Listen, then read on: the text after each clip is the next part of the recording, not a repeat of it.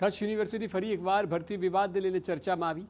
Non teaching સ્ટાફની ભરતી પ્રક્રિયા રદ થયા બાદ હવે ટીચિંગ સ્ટાફની ભરતીમાં પણ ગેરરીતિના આક્ષેપો લાગ્યા છે.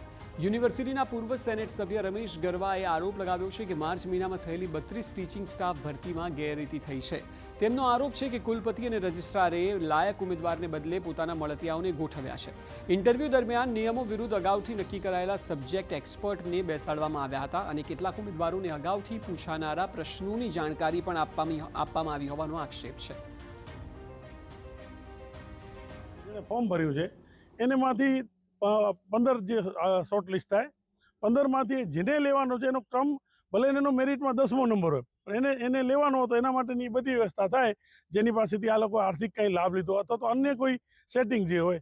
પણ એ ઉમેદવારને મનગમતો ઇન્ટરવ્યૂમાં એ ઉમેદવાર કહે કે મને આ ભાઈ ફલાણા પ્રોફેસર જોઈએ છે, તો નિયમોની ઉપર જે એ પ્રોફેસરને એના ઇન્ટરવ્યૂમાં બેસાડે. ઇન્ટરવ્યૂમાં કારણ કે રેકોર્ડિંગ થાય છે ઇન્ટરવ્યૂ વખતે. બીજી તરફ કુલપતિ ડૉક્ટર મોહન પટેલે તમામ આક્ષેપો નકાર્યા. તેમણે જણાવ્યું કે ગુજરાત સરકારના નિયમો અને સ્ટેચ્યુટ મુજબ સંપૂર્ણ ભરતી પ્રક્રિયા હાથ ધરવામાં આવી હતી. દરેક ઉમેદવારની સ્ક્રુટીની બાદ 15 ઉમેદવારોને ઇન્ટરવ્યૂ માટે બોલાવવામાં આવ્યા હતા. પસંદગી સમિતિમાં dean, vice chancellor, government nominee, board of મેનેજમેન્ટના સભ્યો સહિત કુલ 8 સભ્યો સામેલ હતા.